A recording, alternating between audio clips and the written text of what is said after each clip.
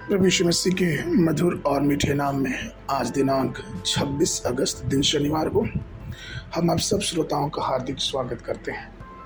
आज के दिन के लिए जो वचन है वो लिया गया है मरकुस रचित सुसमाचार उसका 6वां अध्याय 31 पद।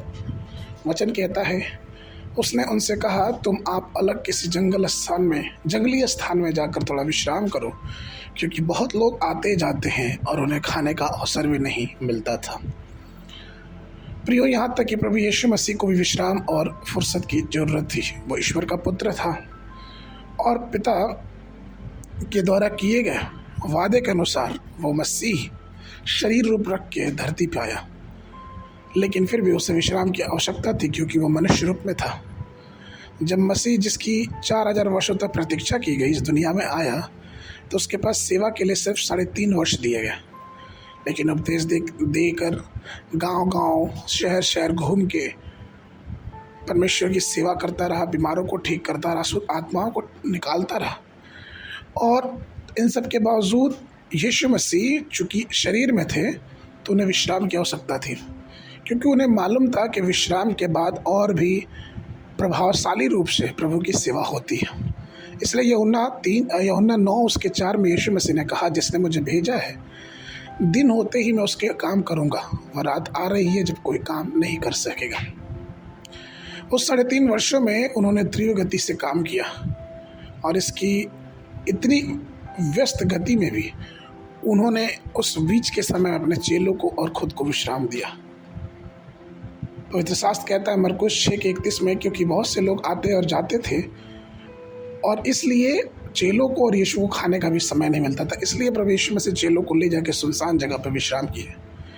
जब विश्राम कर चुका तो विश्राम के बाद उसके पास बहुत से लोग इकट्ठा हुए। तब वो दिन भर प्रभु की बातें समझाता रहा लोगों से, और जब उनके पास कुछ खाने को नहीं था तो उसने 2 मछली और 5 रोटी से 5000 भीड़ को खिलाया।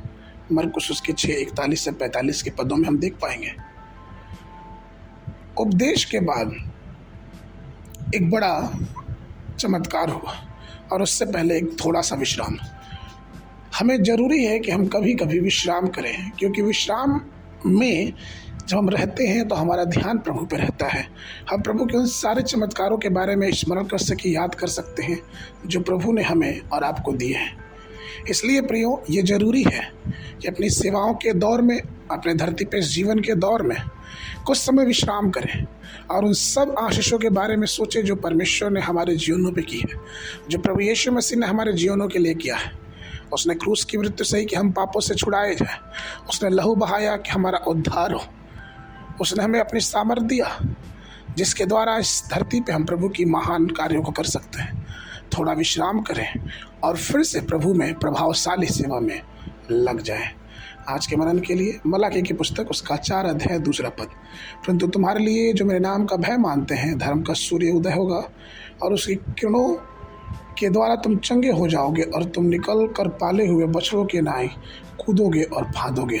आज बाइबल अध्ययन के लिए सुबह के समय संगीता 119:89 से लेकर 176 पद तक, और शाम के समय 1 कुरिन्थियों की पुस्तक उसका 8 अध्याय। परमेश्वर आप सबको आशीष देवे।